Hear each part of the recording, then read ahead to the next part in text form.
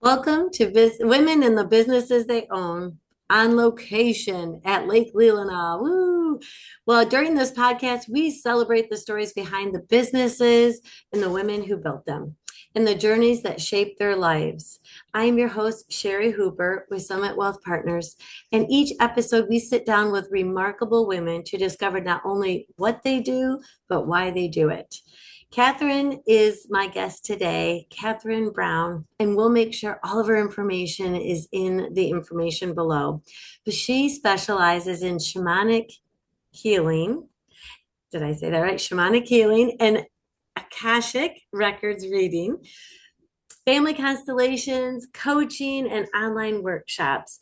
Her work focuses on helping people better understand themselves, heal emotional patterns, and move forward with greater clarity and purpose. Whether these concepts are completely new to you or you've explored them before, today's conversation is one I'm extremely curious about, but it's also about personal growth and understanding one another's unique personal path. So thank you so much today, Catherine, for joining us. I think this is going to be just the most amazing podcast. Mhm. And as always, my first question is tell us a little bit about you, and you get to decide which chapter to talk about, but about yourself and about the business that you have. Oh, thank you, Sherry, for inviting me in and hosting this. It is a pleasure and an honor to see where this conversation will go and Exactly. who it may connect with. Um, Yes. I am Catherine Brown. I'm from West Michigan originally in Rockford and grew up very, you know, what is traditional nowadays, but Our just traditional, yeah. my generation's traditional. Nuclear family, very, very blue collar, very lower middle class, and but a loving family. And I, it was difficult because I had really big aspirations even as a young girl, and it made no sense on how I might get there. When I was little, I knew when people ask, what do you want to be when you grow up? And everyone's like, a veterinarian, a ballerina. And I always said it couldn't be one or the other. Mine was, I want to be a cross between, I don't want to have to choose. It's going to be both. I want to be a shaman and the female Indiana Jones. Oh my gosh. And for where I came from, I mean, my family had never taken, we didn't take vacations past Mackinac Island for, a weekend once every 5 years. And that was a big deal. It was what my family could afford to do financially and was comfortable doing, mentally. And I thought, okay, so how am I going to do this as a very white girl from suburban Rockford, Michigan? Um, and went through life, had little blips of getting out into adventure and exploration. I had actually been signed up for the Air Force Academy. I wanted to be a fighter pilot, which is really hilarious now. Um, but I did just want the adventure of it. I realized, thank goodness, before I actually went there that I understood what I wanted was the adventure and I didn't want the military aspect of it, which is quite a large part of it. Mhm. So I Could thought, okay, be. that's not going to work. Um, Resigned, from that path and decided to be a ski bum. And I just lived out of my car and I ski bummed all over the US and Canada. Um, and that kind of fueled me a little bit of like, look, I got out, I'm doing things. Met my ex-husband and got pregnant with our first daughter, Ava. And then from there, I just kind of fell back into just kind of like a prearranged or like already preset path, it felt like. It was like, oh, okay, now I'm a mom. Now I have a husband. So now I have to do mom and wife things. And that's, that can look all sorts of ways, but in my head, it had to look a certain way. And so I allowed myself, I didn't just allow it, I helped create it. A lifestyle that didn't reflect my true passions. I ended up being a soccer mom in Ada, Michigan, and just going through the days of play dates and soccer games and hosting charitable functions and all of that is wonderful. And it's a certain type of luxury. Like I got to be a stay-at-home mom from the day my three children were born. Um, it is a privilege and a luxury. And I hated the life I found myself living because it wasn't authentic to me.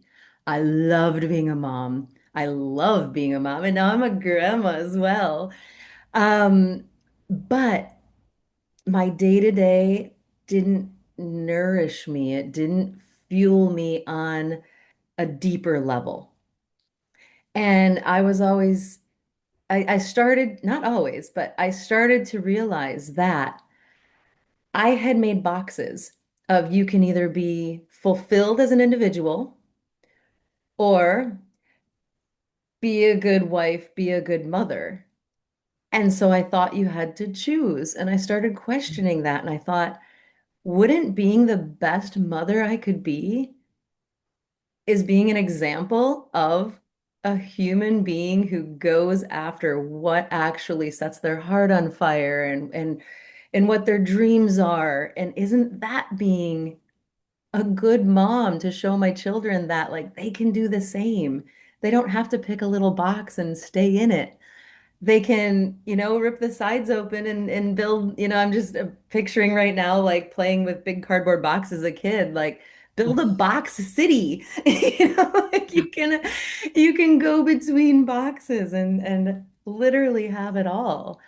From there, when I realized that my dreams did matter, I started getting honest with the fact that I was very unhappily married. Nobody in my family had ever divorced, so that was a lot of pressure and loyalty of that's just not something you do. And I realized I had to, and I realized that I had to make a big change. I don't do things very subtly, so if I decide something, I go all in. And I decided, okay, I have tried everything in this marriage, everything, and it's just it's hit its end. Not only am I not in love, I don't respect this other person, and I I don't respect myself anymore for staying in this. And so I thought, okay, if if I'm going to walk the walk instead of talk the talk, what is the life that I want to be living?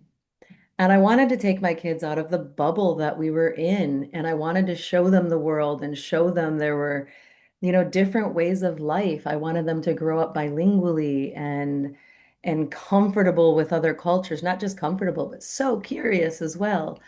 And moved down to Patagonia of Argentina, raised my three kids as a single mom on a farm that was basically started from scratch. I was very ambitious, totally have romanticized Little House on the Prairie my whole life and decided I was going for it.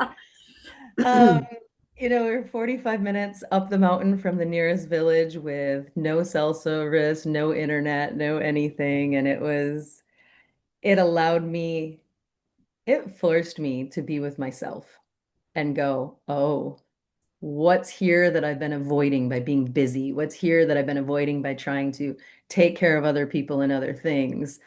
And the the sheer isolation and of what we were in gave space to go, oh, and really get clear on where I was, how wounded I was, how shattered I was.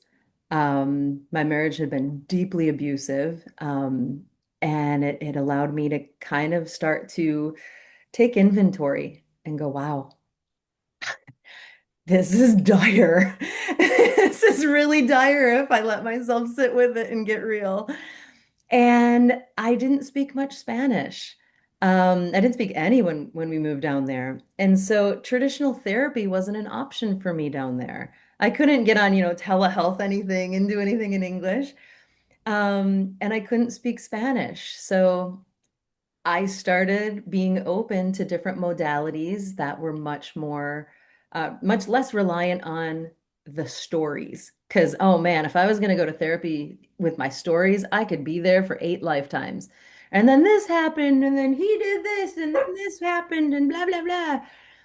And I also knew that wasn't what I wanted. I wanted to go beyond all of that to something else. It sounded cliche to me at the time, but I was like, my soul wants a little bit of support here, like my heart. I didn't want any therapy or healing I was in to stay just in the brain because it felt so much more than that. And so I actually came across shamanic healing, which reminded me, oh, I was supposed to do this since I was like 4. And the modality was such that does not require a lot of words. And so that worked for me and that helped spark a lot within me. Once I started taking it seriously of I can do this. I have a place in this. Things just steamrolled and teachers appeared and I just put myself on a really dedicated path of healing, not setting out to go help anybody else. I honestly I couldn't think of anyone else at that moment in my life. I just needed to worry about myself for once. And so I never thought I would be in a place to do this work professionally. It was just to work on myself in a way that felt correct for me, in a way that made sense to me. And when I say it makes sense to me, it didn't make sense on any logical level because I still to this day can't fully explain half of what goes down in shamanic healing. And that's the beauty of it. It's so beyond what the mind can comprehend. But it made sense to me just on a deeper level of, yeah, this is working.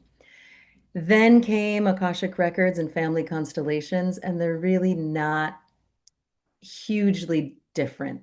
They all work with the soul, they all work with the unseen because if regular therapy or talk therapy works with the variables we already know about, with the words we have or someone else has, and there's so many variables that don't have words that we can put on them, or they're variables that we might not understand. Energetically, they're there, but we can't necessarily see the origin or the why.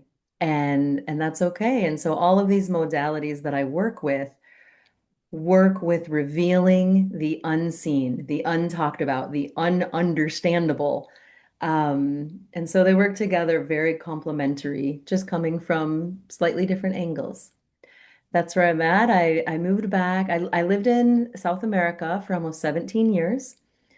Kids were grown all over the world doing their own independent lives that they love. And I realized this was one thing to raise kids down here. It's another thing to be down here completely alone and taking care of a farm. And my parents were getting older. And I realized it was probably time for a move a little bit closer. Um, I didn't think I'd be right smack back in West Michigan and ended up here. And am since so content. I connected with a man who offers me a love that I don't even think I could have dreamed about the type of love that he offers in my wildest dreams. And I'm at a place where I am able to not take it for granted. I'm able to receive it, to cherish it. Like I said, I now have a granddaughter who lives here, so I'm not going anywhere. And I found a lot of just, what's the word? I mean, it goes beyond gratitude of being able to offer my work to a community in West Michigan that I never could have believed would be open to the type of work that I do. And so it's beautiful full circle. Happy to be here. I was not short. That Not was, I know, kidding. I don't know if I can remember my first questions now that I wanted to go back to when you first started. I have to, wow, there was a lot there. Well, one is we're both from Rockford, Michigan. So I graduated from Rockford. So woohoo, go Rams. Okay. Yep, yep. So I know what you mean by the small town, probably very similar in, you said low middle class. I mean, everybody thinks Rockford was this big high dollar everything, but I don't think so when we were there, not so much. It No, was farm country. it was total farm country. Every time I told somebody I was from Rockford, they were like, "Oh, Illinois?" And I'm like, "No, there's actually another one on the map." Well, so you were right there in Ada, Michigan. You said you had, how old were your children when you took off for Patagonia? 4, 6, and 8. And they probably didn't even really take it in so much. Like, where are you taking us, Mom? I mean, I mean, did you have to, you were trying to heal yourself, but I'm sure your kids had to lean in and they were like, no, Mom, we love soccer. We love our friends. We love our school. They were just, how did you actually take care of them and transition them? And how did you find a place 45 minutes out of a city in another country? Like, I use a realtor and I can't imagine how did you do these things? Yeah, I don't know. It's I when I made the decision that I need to move and I need to start, we never really start over because we carry everything Sure. from the past, but I wanted to, to start new in some way. And it was as simple as I saw a photo of Argentina. Okay. And it was the Andes Mountains in springtime, and all of the wildflowers like were just covered, all the lupins everywhere. It was just straight out of a fairy tale. And this sounds very maybe like naive or innocent or a little too like ooh, but like I was like, I want I want to live the fairy tale and not like, I mean, I've been living one, but like one of the scary, like the Grimm's ones, from the past where like I want to live the cliche fairy tale for a Okay. Yes. bit. Yeah. And I thought I've always been so connected to nature and literally just the aesthetic, looking at a picture nourished me so much of the plant life, the solidity of the mountains, the clarity of the rivers and the lakes. There's this like gorgeous glacial turquoise.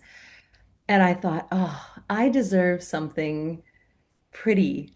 My kids deserve to just just, they deserved innocence. And they deserve to have a childhood not, caught up in legal battles, but like they deserve to have a childhood climbing trees and fishing and just drying apples and making their own little market where the only people who came was each other and trading for other things. And I just wanted life to be simple again. And I know that seems a little roundabout, up and moving to a different country at the other end of the world for simplicity. But that is what drove it the whole entire time I was there, was just let's bring things back to basics. Let's bring things back to good food, fresh air, clear water, all the outdoor time.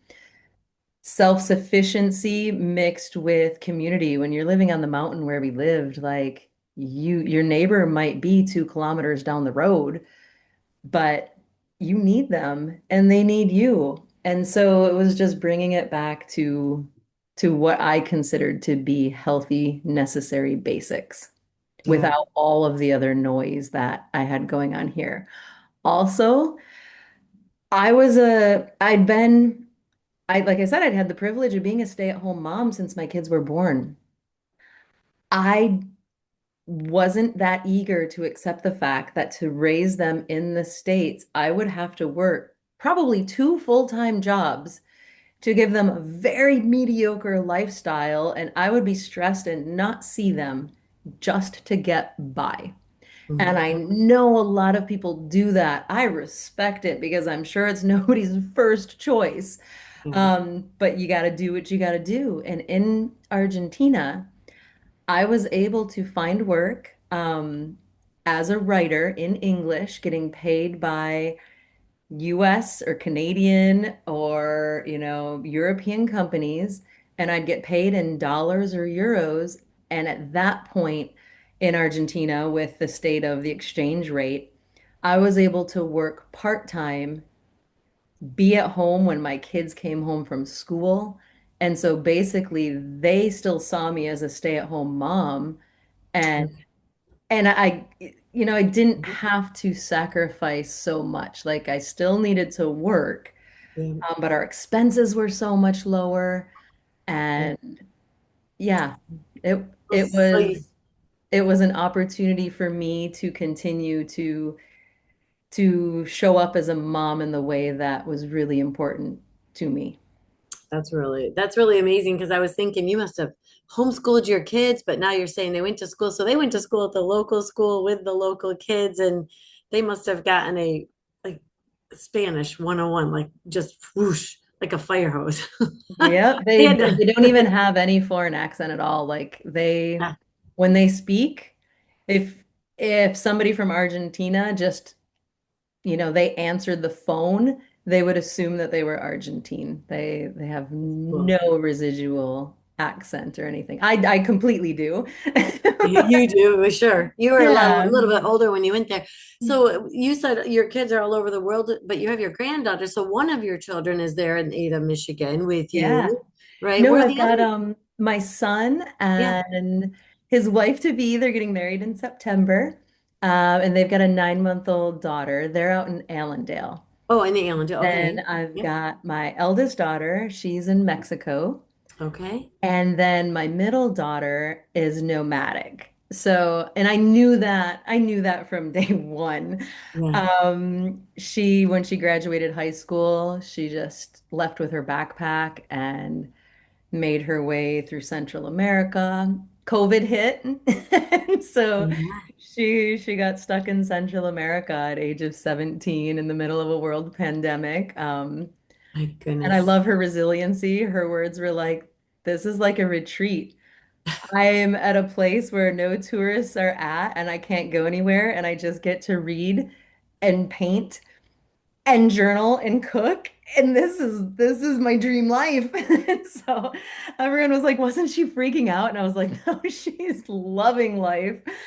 And so she's since traveled and lived all over Eastern Europe, Western Europe, Australia, Morocco, Wow. Cambodia. And I've got her back for the summer until her brother's wedding. And then Okay. she's off right after that to where she's not sure, but she's Wow. living the life that she wants to live. Yes. Well, that's really cool too. But I I don't know. I can't imagine just being the mom of a nomadic 17-year-old stuck in South America. But when you were in Argentina, you said that there was no internet or anything like that. So I'm assuming two questions. One, I'm assuming your daughter must have a cell phone today somehow. Yeah, yeah, yeah. Yeah, that you can communicate with her. But how did you communicate and stay in touch with your parents when you whisked off to Patagonia? Making the trip into town, getting on Skype when there was internet, Oh and you my did gosh. what you could. And were they not scared for you or wondering what had come over you? I'm sure taking they were. taking their grandkids away because now you know how precious your granddaughter is. I Yeah. remember when I packed everything up and we went to move to Argentina and we flew out of Chicago and my parents drove us there. Okay. And I remember my dad, everyone else was in the car. We stayed back to get the last suitcases and we were going up the stairs and he just stopped me And he go like, oh, I'm gonna get emotional remembering this. Yeah. And I thought he was gonna be mad at me for leaving and all of that. And he just stops me and he looked me in the eyes and he got all like choked up and he Yeah. goes, want you to know something. You're doing what I never had the balls to do. And he just gave me the biggest bear hug. Uh, And we both started crying. And I just thought, oh my gosh, not only is he supportive, but he's proud of me for doing yeah. this because Yep. he knows what it takes to like push through and say, I'm doing this. This too is going to be scary. This too is going to come with challenges, but like this is what I'm doing. Yeah. After everything that you did, I just can't believe that you're content in Ada, Michigan. Well, I'm not even in Ada. I'm in Heritage Hill in Grand Rapids. Oh, yeah. Um, well, on that note, like Yes. there's a whole other chapter where I became a professional travel writer and I Okay. wrote for Lonely Planet, I wrote for CNN, I wrote for almost all of the guidebooks and travel magazines, and I specialized in adventure travel. Okay. So meaning I would get sent to go kayak the coast of Antarctica. I would get sent to go, dog sled northern Norway through Finland and just do crazy adventures on every continent of the world. And that was a trip, and that was a lot of adrenaline and go, go, go, and do, do, Yeah. do. And I've genuinely hit a point where the most fun thing for me is to be at home and cook a gorgeous meal. Or like that to me is lovely. And mixed with the further that I dive into shamanic healing, Akashic Records, family constellations, there are literally worlds there to explore. And I can feel like I've explored more of the world internally than all of the adventures combined externally. And so like I can't ever get tired or bored of that because it's endlessly fascinating. And so I just feel like I've switched one chapter of traveling externally for, a natural succession of traveling internally and getting to know all the little corners and pockets of my subconscious and all of these things in the internal world. You have a lot of courage. I would say you're a very brave person to go to all these places. And now I'm trying to fit this into your timeline. How in the world did you do travel to?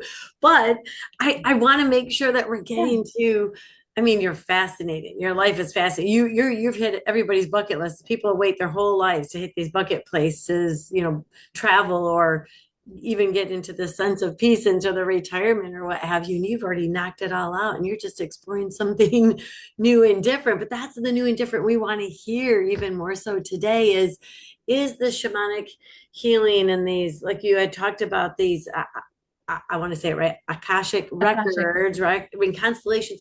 Is that something that's, how do I say it? Like, is it just because it sounds like in general, you're able to dig in like in learn more, but it's not, but is it specific to each person too? Absolutely. Okay. Okay. So tell us Um, about that. How does, well, it's different with each modality. So I guess we okay. can start by explaining a little snippet of Yep. what each modality is. Okay. Shamanic healing, age old. I mean, there's records that go back that we've been doing this for over 75,000 years. In Siberian cultures, they have some of the oldest recorded shamanic techniques and things like that. I I have both a formal formation through Michael Harner's Foundation for Shamanic Studies. Basically, it's like university, but your classes are different shamanic techniques, ethics, like all sorts of things.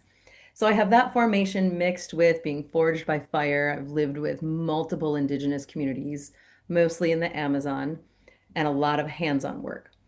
Shamanic healing deals with the unseen behind it goes beyond the story. So people can come to me and just say, I don't feel spark anymore. Like I look in the mirror, my eyes are lifeless. I am lethargic. I am stuck in this pattern of anger or anxiety or depression or grief. And like I've talked about it till the cows come home and like I'm not getting anywhere. And what a shamanic healing can do is it looks different for each client. Basically can go in and scan their energy field and see where there's energy that doesn't belong to them. That can be, and that happens all the time. Um, Energy that is theirs, but it's old and doesn't serve them any longer. It's kind of like we are hoarders of energy, just things that happen in a situation. We don't process it, we don't let it move on. And so we're just hoarding old energy that doesn't serve us, energy that's glommed onto us from other people, intentionally or unintentionally. Mm, Um, Different wounds that, have happened to us that we don't even we've moved on, we think, but the residual is still there. And so there are different techniques to take out that stagnancy and transmute it, to take out some of that density, to unblock things. So you're really just bringing them back to their more natural, original state and clearing out all the noise and the blockages.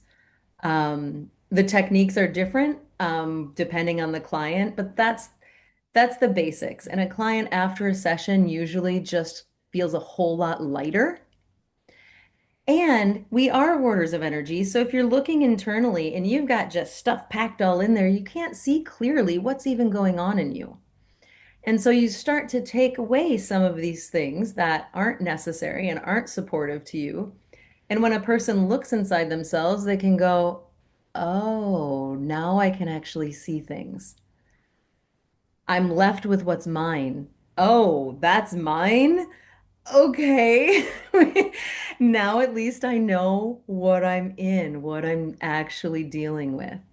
Um, Akashic Records deals with, first of all, Akasha means ether in Sanskrit.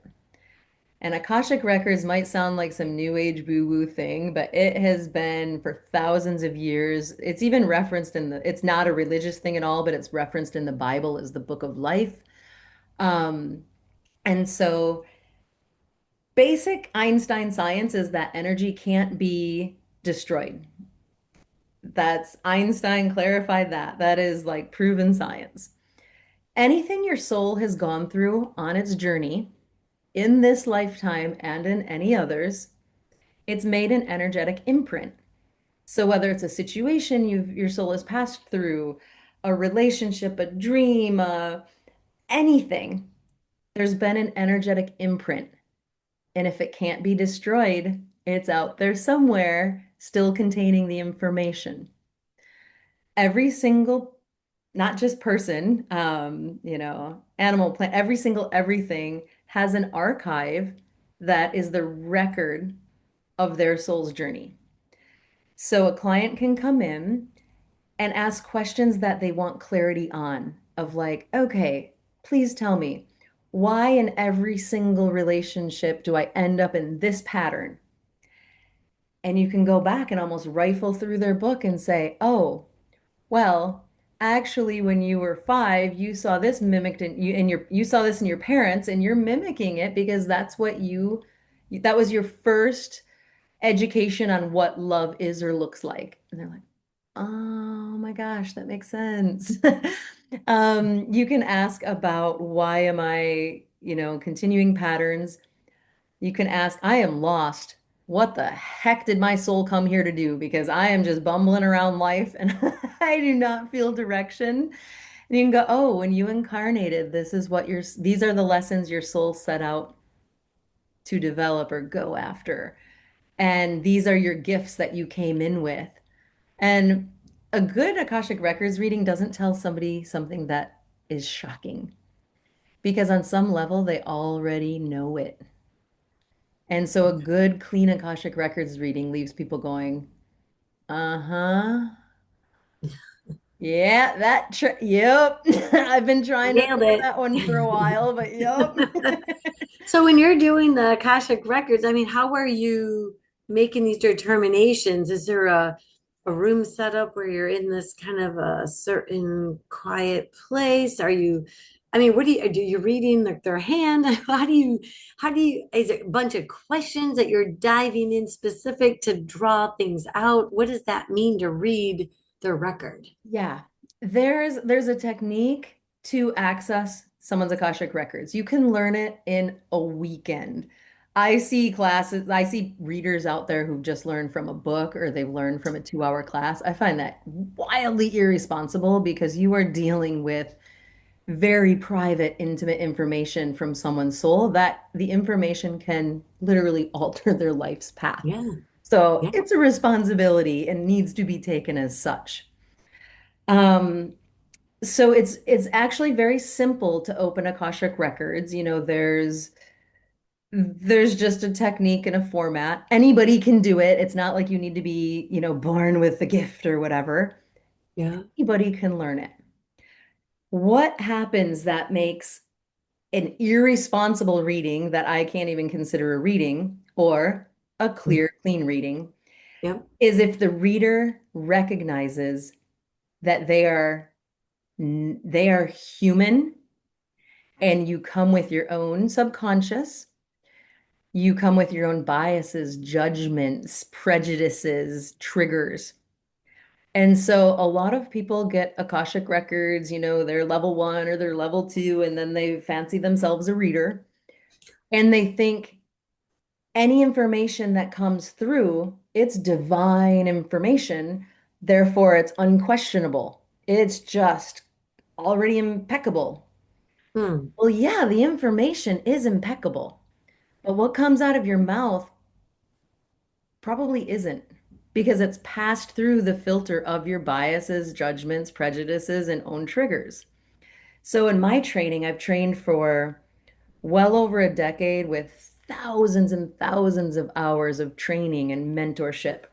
And for years and years, I would have to ask a question to the Akashic Records, write down the information. The very next question would be, now please show me how my own ego has interfered in this information. Hmm. Oh, that was humbling. It's like taking a red Sharpie marker and you're crossing out words, and it's like you changed this, you deleted this, you put in a sassy tone at this word. Yeah. Yes. And then the next question is, now show me why I did each one of those actions. And it was years of training in the fact that, yes, the information comes in clearly. We as readers can very unintentionally muck it up. And being in offering our take on it, Hmm. but trying to sell it or mask it as like pure and impeccable. And so the training in that is to realize you're human, realize that's going to be a tendency, and being humble enough and insistent enough to do the work to make sure that what comes out of your mouth is clean and not tweaked by you in any way. So a good Akashic Records reader is behind the scenes checking themselves at all times. And just making sure that you're getting out of the way as much as possible. I also, before any session, Yeah. I have the person send me their information, just their name and birth date, and I'll open up Akashic Records and I'll say, is it in both of our best interest that I am the reader? 99% of the time, it's a yes. Hmm. If it comes back no, I don't even need to know why. A no is a no, and then I can pass them off to a colleague of mine. But that's just basically like in some readings, maybe something that was going to come up in the reading was going to trigger me so hard that I wouldn't be able to do it cleanly. Um, and Hmm. so like I do my work ahead of time to make sure that I am the correct reader for maybe not even the correct one, but like I am I'm Mhm. an acceptable, it's going to be beneficial for both of us to go through that session. When you're doing a reading, does each person just get this one reading, or does it take multiple readings to get somebody the information they're looking for? It depends on the person. Okay. I am big on integration. I am not big on more for the sake of more. Um, I find that you come into a reading, it's usually about an hour and a half. You get to the point as a client of pure saturation of like time out, white flag. Like, Mhm. I cannot take in anymore. I have to sit with this. You have a lot of different types of people, but two main categories are the person who sits with it and actually works with the information that's been given. Yeah. Akashic Records doesn't fix everything for you magically and miraculously in your life. It gives you the steps so you can. It gives you clear guidance on where you've been, what you're in, and where you're going. Mhm. And so it gives you a roadmap, but it's up to you to do things about that, to put yourself, in direction of where it says is in your best interest to go. So you've got people who, after a session, they get to work and they're willing to sit with maybe things that came up that were uncomfortable or things that came up that are going to be challenging, but necessary to get them to where they want to be. And then you have the people who didn't necessarily like the answers they got, and they just want to schedule another session to try to do a redo or like, Okay. Yeah. get some other homework. And I'm pretty good at calling that out. If I see that's a tendency, I will put a stop to that because that's not what I'm interested in helping to facilitate. Yeah. Plenty of other readers they can go to and play that out with them. And I'm much more interested in how much are my clients actually integrating of the information. It's not just something to do. Like this is actual life transforming work. Yeah. And I think needs to be taken seriously as such and not just as like a game of like, oh, I'll do this, and I'll flit around here and I'll flit around here. It's like, no, do something with the information received. You asked for it. Yeah. Yeah. So if you get information that you don't like, so you're saying that it's very revealing as to why we might even be here on this earth for, and so maybe somebody doesn't like that. Is there a way of changing I mean, can you get information, you're like, oh man, that just doesn't sound like me, or I can't believe that's what I was intended to be here for, or you're unpacking Well, here's something the you don't, thing. yeah, how do You you, don't get a that doesn't sound like me because on some level okay, they know that sounds exactly like them and they're okay. just not necessarily willing to, face that. People just don't accept it. Okay. But on some level, the information given is received as truth because it's pulled literally from your own archives of what you've experienced. So it's hard to fight the information. Yeah. People might resist the information, but you can't really fight that, what they've learned. That's what you're here for. And That's, there's no unhearing it or unknowing it. And you're not so going to sit with it. Now you're just, it is what it is. So it's more of like you can't change it. It's more of an acceptance that you're just trying to go through as you can. Maybe if you have to, it's just the ultimate reality. It's your like reality. an Akashic Records reading, a good clear one, will just show you reality as it is and the part that you're playing in it. And then it's up to you how you're going to react or respond to that. So people might come and spend an hour and a half, and then they're going to realize that that's probably what it was. They're getting this aha moment, and then potentially sit with it and kind of grow, heal, whatever that might look like from it. Maybe another session, or is there something that you send away with them? Like this is where you get more growth. This is some more information that you can find, or just take some time out for yourself and just don't let the world in and just absorb. I mean, what do you are you providing next steps, or What does Each this look each like? Akashic Records reading comes Yeah. with its own information of action steps. Like Okay. there's a Okay. lot of misconception that it's like this like flighty, vague, I see love coming into your life kind of fortune You like teller some sort of stuff. card reading? And and it is so grounded. It can be, and a lot of times people might think they want some big fluffy answer. Yeah. And the reading might come back. That one phone call you know you need to make that you've been avoiding for 7 years to this family member, why don't you actually do that? Because that's what's going to shift the dynamic. And so, Okay. like, you'll leave with clear action steps. Okay. It Yeah. is so it is annoyingly grounded sometimes. Yeah.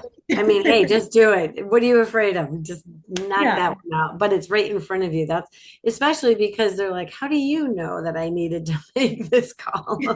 Right? I mean, so I could see where that would be very specific. And then if they make that call, then coming back as a next step with you and decide, Absolutely. okay, Like, okay, for example, we can access Akashic Records as much as we want, but it's just dependent on how our capacity is to receive and work with the information.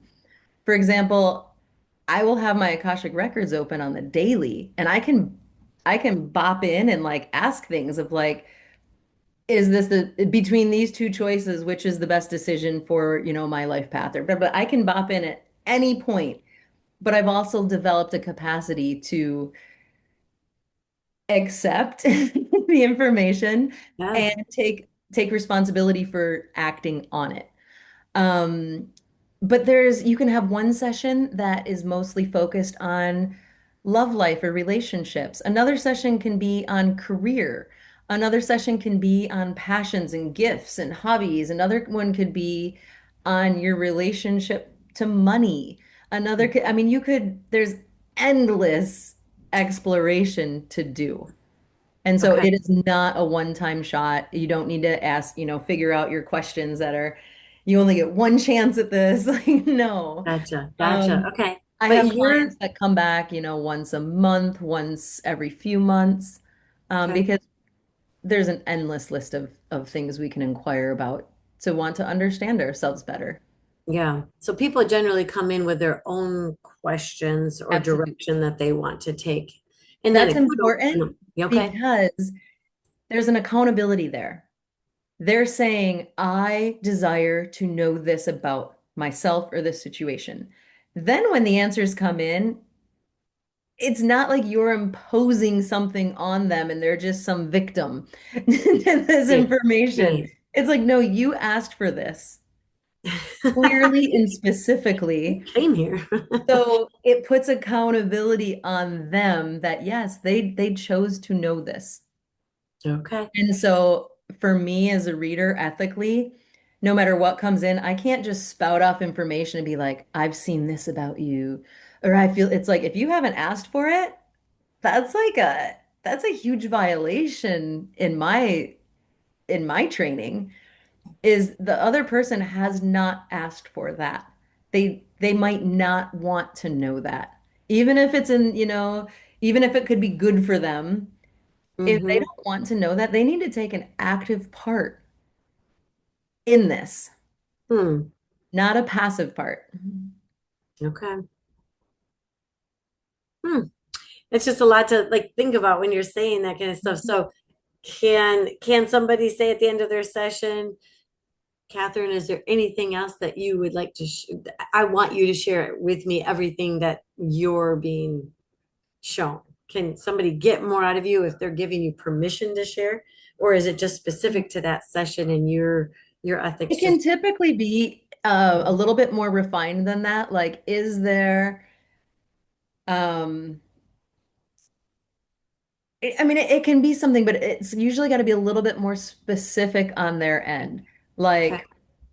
Like, please give me you know, one blind spot that I'm holding towards all of this that I'm not aware of.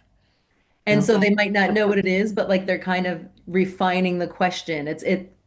It could go anywhere, but they're Yeah. refining the question and they're still asking to know. Or please give me some type of action I can do to help me calm my anxiety around what I've just learned. And so like they can ask broader questions, but it's Mhm. not just you have my permission to tell me whatever. Like that's still I actually like that question you just brought up. Give me some calming information after what we just learned. That's Yeah. fine too. I mean, there's a lot that comes up. Okay, so a couple of questions before we head into the lightning round that I have is Ooh, I love that. I mean, just really quick and fun. But is there a podcast or a book or a TED Talk, something that was either really informative for you, or is there something that somebody else, if they're just loving the information that you're sharing, could they go and get more from someplace else that you would like? Is there, where could they learn more, or where do you learn more? I'm big on experiential learning Mm-hmm. because the work that I do and what we've been talking about is so personal that I could read all day long about somebody else's experience and still not learn anything about how it might, apply to me. Yeah. And so I'm very big on experiential learning. If you want to learn more about Akashic Records, go get a reading. Go get two from two different readers and learn different styles. If you're interested in family constellations, sign up for a workshop and live it, experience it. These these modalities we're working with go so beyond what the brain can comprehend that to think that somebody can write about it and encapsulate it Yeah. is not happening. So I'm huge on experiential, but I can say that for lifestyle, Yeah.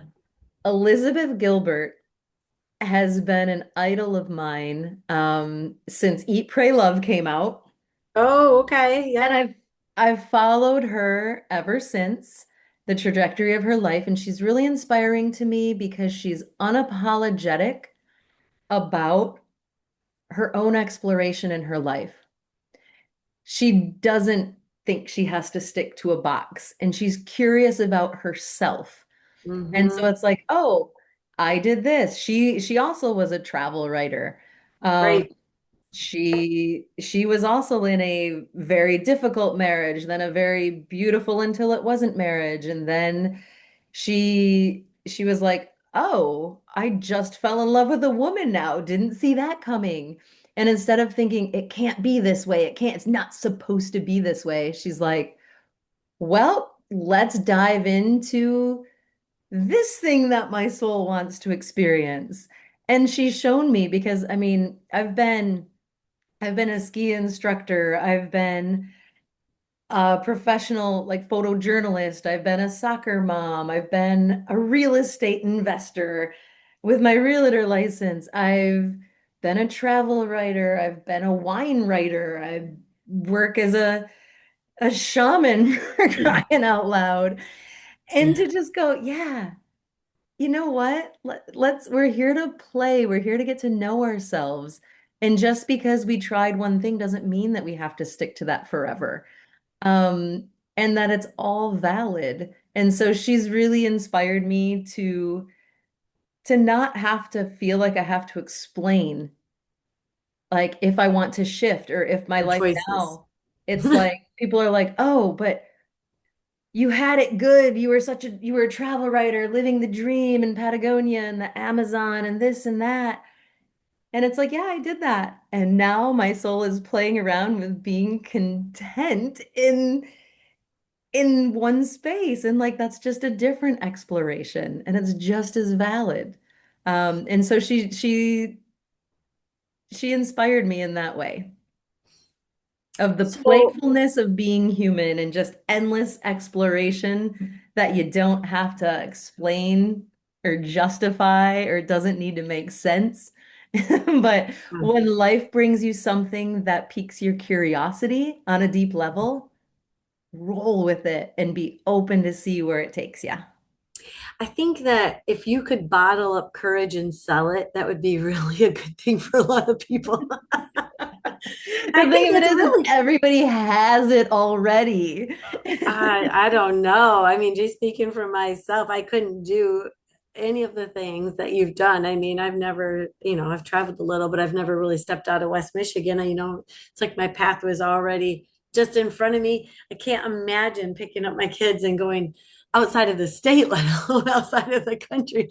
And then you've gone on all of these, explore these different travels, I guess is the easiest way to say it. But I know that you have been a writer. You said you wrote things, to make money for while your kids were young. And then you wrote for these different travel places. Are you going to write your own journey, like Eat, Pray, Live? Are you, No, no, because you don't want to write it. I was never passionate about writing. I was passionate about traveling, and writing gave me the ability to get paid to travel. Okay. It All was a right. means to an end. It was never my passion. I was good at it. I could smash out an article like bam, bam, bam, bam, bam. Yep. But that I never did it for the writing. I did Okay. it for the experiences I was able to have traveling. And I want to Okay. go back and like, okay, you could never do, you think, what I've done. Well, there's things that you do that I couldn't do, and that's beautiful. It's like Potentially. it doesn't always have to There's, look the same way as like this is a life well lived and this isn't, or this is a courageous life, or this isn't. Like it can take infinite forms, yeah. and a courageous life doesn't need to look like mine. Yeah. Like you'll find it in Potentially. your own Yeah. ways. I like how you're saying that. You're making me feel a little better. I do see what you're saying though about that. I mean, everybody's path and journey is their own. And Yeah. certainly, And that's we're beautiful. yeah, It's yeah, absolutely beautiful. Live a life that's authentic to you, yeah, that challenges you in the ways that yeah. you need to be challenged. So this is a lot of good information for our listeners. What we haven't uncovered as much is how do they find you? I know you don't quite have a website now, but I believe you're on Instagram. Yeah.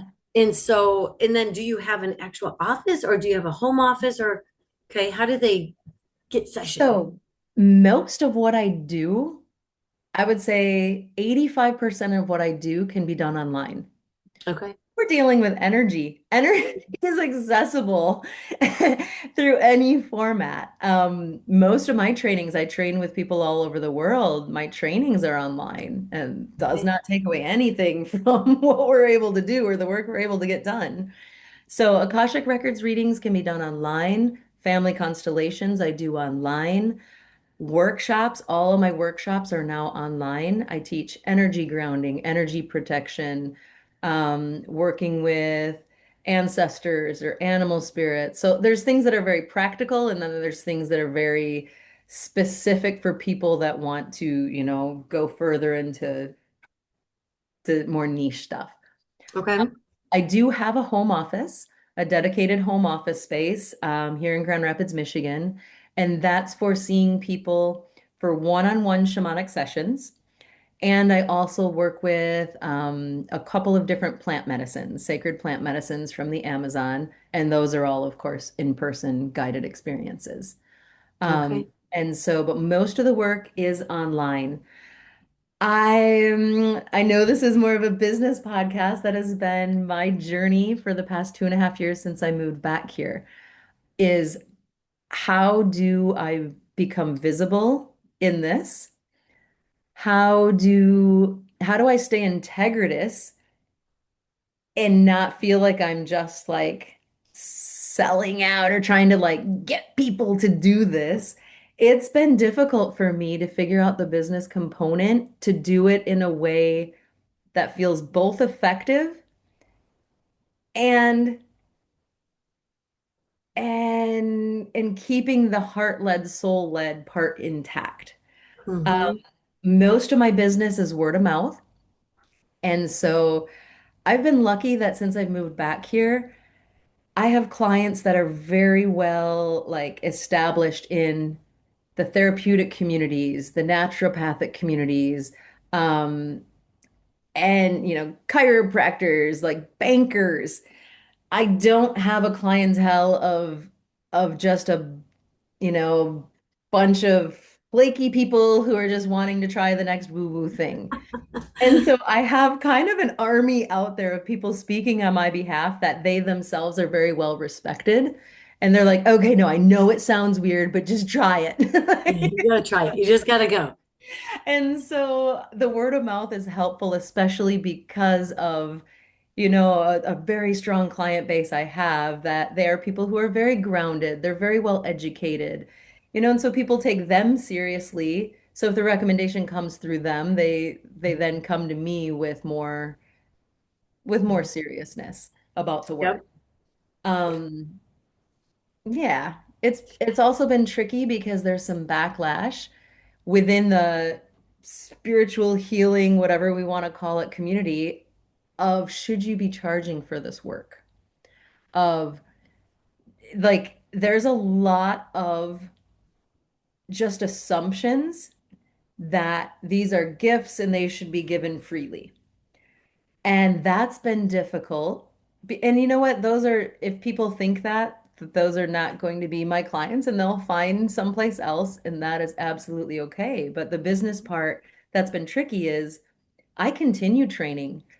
Some of my trainings are thousands of dollars each time, and I do multiple a year in addition to weekend workshops and continued ed type trainings. Yeah, Um, the plant medicines that I use, like it is not easy getting them from the Amazon. I'm And sure. so there's costs involved. It's not like I can do this work 40 hours a week, or it's not like I can show up with the amount of energy and focus that it takes to do this work well if I'm Yep, holding down another full-time job. sure. And so it's been tricky in the beginning for some people to see that, yes, it's a business like any other. And a therapist, like I'm not a traditional therapist, but the work is very therapeutic.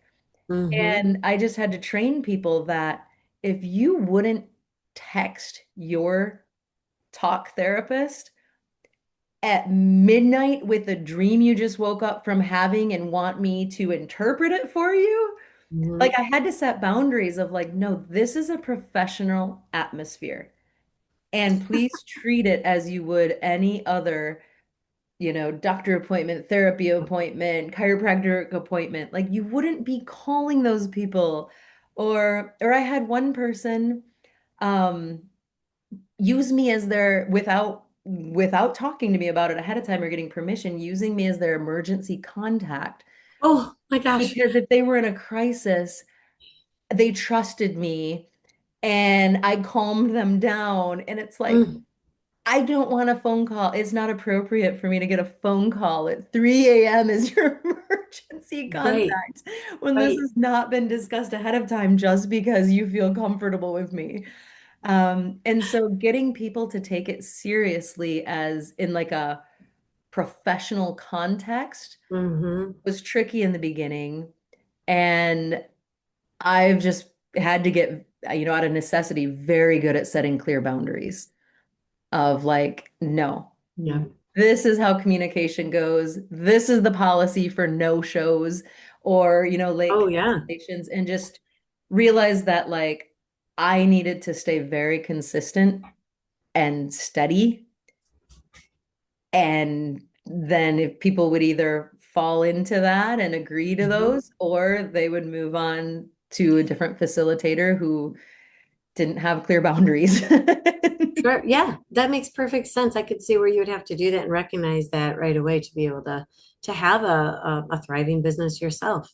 And for Mhm. your own learning, like you're saying, I mean, you can't keep doing what you're doing and not have that continuation of learning and of course the cost or the time away. I mean, it's a business. I can definitely see that. I'm glad that you just shared that with everybody. Yeah, it was tricky in the beginning for me because I have no problem paying and paying well to go to my teachers or to go to Sure. sessions with them. And then Yep. in the beginning it was like, oh, but it's different. That's because they're them. Yep. Yep. And just having to realize that to somebody else, I am that person to them. To them, sure. Well, as we close this session here, what would be one thing that you want every listener to, just one message that you would want to leave on our listeners, a message that you would hope that they would receive today? Oh, that they are endlessly fascinating. And even if they're going through a difficulty, whether it be a death, an illness, a divorce, financial challenges, no matter what situation we can be in as a human that's challenging, within that, there's a whole world of opportunity, of learning more about ourselves, of pushing ourselves in a different direction, of challenging ourselves, of being introspective and going, oh, how have I shown up to even find myself in this to begin with? And so even if something's difficult, go inward because, again, like I said, I've traveled the entire world, every continent, many times over. And the inner world is the greatest adventure of all. That is really, that is a good way to end. I love that. That just sits really well. So before we continue, if you've enjoyed this conversation with Women in the Businesses They Own podcast, please like and share with others.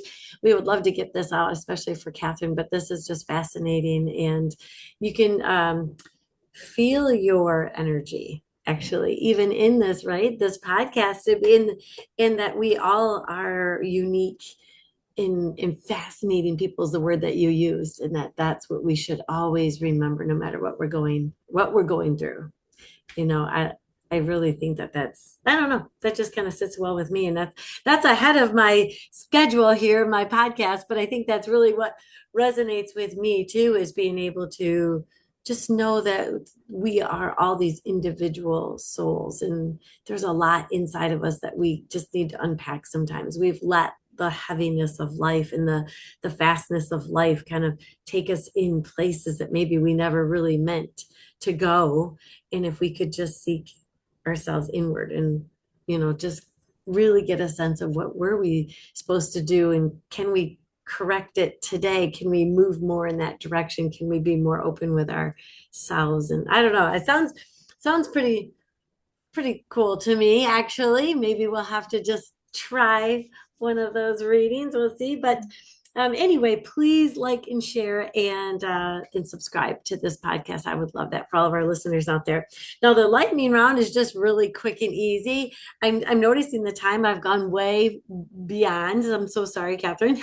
Your story I'm is sorry too. I was part of it. your story is hard to bring into, like, 45 minutes. So these lightning round questions are kind of quick. Think of yourself on a kitchen timer and just the first thing that comes out. So, morning person or night owl? Morning.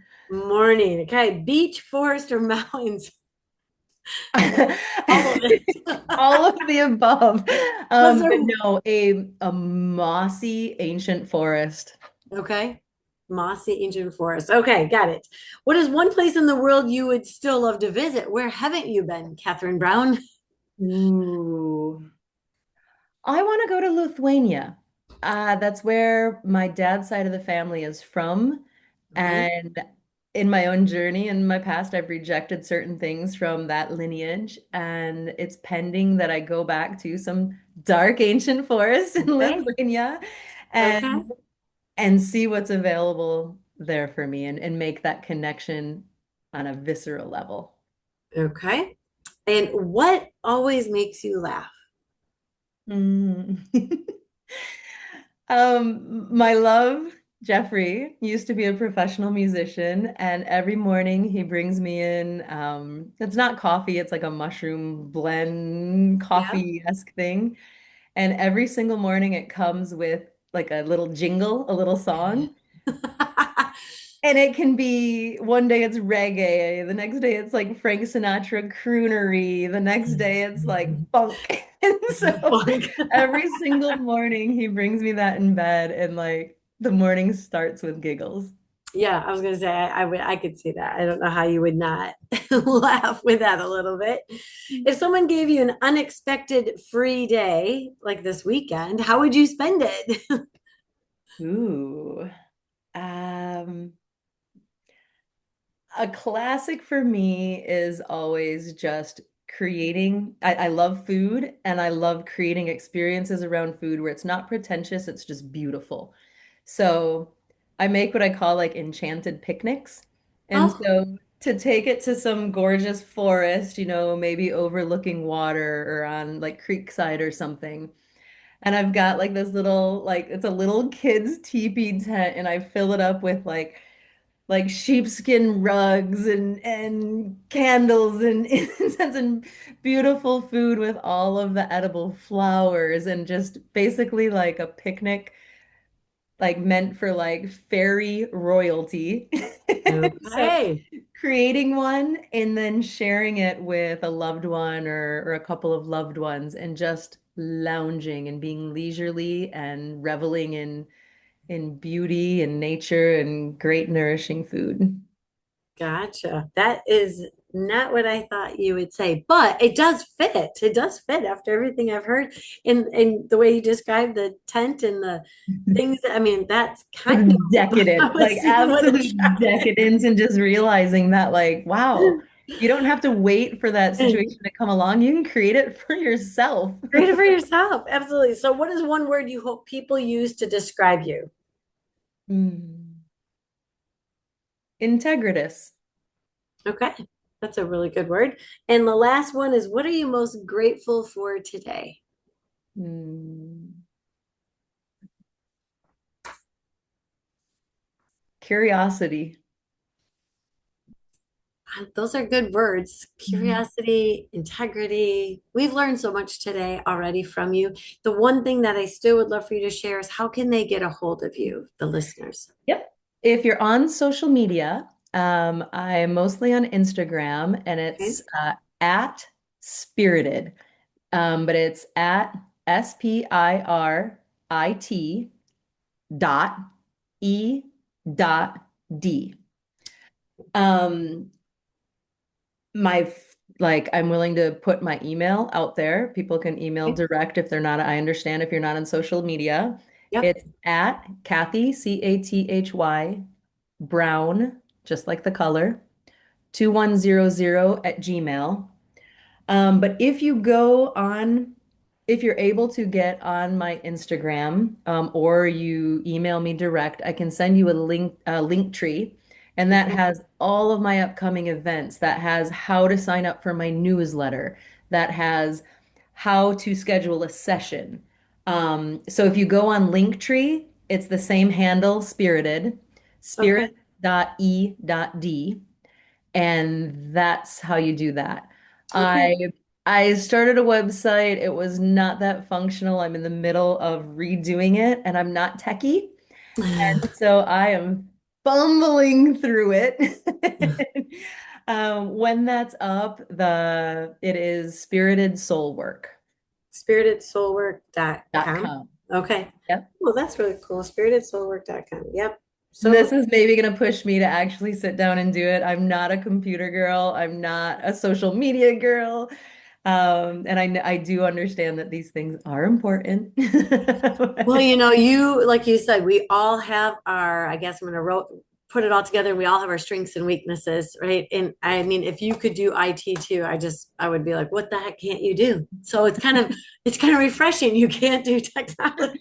I can't and I don't want to. That's funny.